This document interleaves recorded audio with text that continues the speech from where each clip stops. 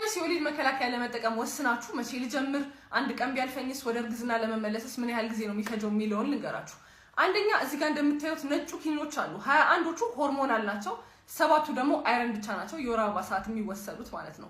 እንድትጀምሩ የሚፈለገው ቢቻል ልክ የወር አበባ የመጣ ቀን የዛን ቀን ብትጀምሩ ኦር ደግሞ በ5 ቀን ውስጥ መጀመር ከቻላችሁ ፕሮቴክትድ ትሆናላችሁ ማለት ነው።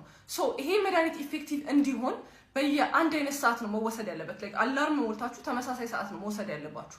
በሆነ አጋጣሚ 12 ሰዓት ስኪፕ ብታረጉ ማለት ነው አንደኛ ኪኒኑን በዛው ሰዓት ትወስዱታላችሁ፣ ለቀጣይ 48 ሰዓት ግን ሌላ መከላከያ ማለትም ኮንዶም ኦር የመሳሰሉትን ትጠቀማላችሁ። 24 ሰዓት ደግሞ ስኪፕ ካረጋችሁ ማለት ነው 2 ኪኒን አርጋችሁ ትወስዱታላችሁ፣ ድጋሚ ለ48 ሰዓት ተጨማሪ መከላከያ ትወስዳላችሁ ማለት ነው። 48 ሰዓት 2 ቀን ደግሞ ስኪፕ ካረጋችሁ ቢቻል አቁሙትና ሌላ ወሊድ መከላከያ ጀምራችሁ ልክ የወር አበባ ሲመጣ እንደ አዲስ መጀመር ይሻላል። ካልሆነ ደግሞ 7 ቀን ሌላ ፕሮቴክሽን እየተጠቀማችሁ ያንን ኪኒን መቀጠል ትችላላችሁ ማለት ነው። ስለዚህ ወደ እርግዝና ለመመለስስ ምን ያህል ጊዜ ይፈጃል? ልክ ይሄንን ኪኒን እንዳቆማችሁ ወደ እርግዝና መመለስ ይቻላል፣ ረጅም ጊዜ አይፈጅም። ሌላ ደግሞ ልክ አንድ ሴት ከወለደች በኋላ ይሄንን መጠቀም ትችላለች ወይ? ኖ፣ ምክንያቱም ልክ እንደወለደች ሴት ልጅ ደም የመርጋት ፕሮባቢሊቲው ከፍተኛ ነው። ልክ እንደወለደች በቀጣይ 3 ሳምንት ይሄንን መድኃኒት መውሰድ የለባትም። የምታጠባ ከሆነ ደግሞ ለቀጣይ 6 ወር ይሄንን መድኃኒት መውሰድ የለባትም። ለብቻው ፕሮጀስትሮን ብቻ ያለው ሜዲኬሽን ስላለ እሱን መጠቀም ትችላለች።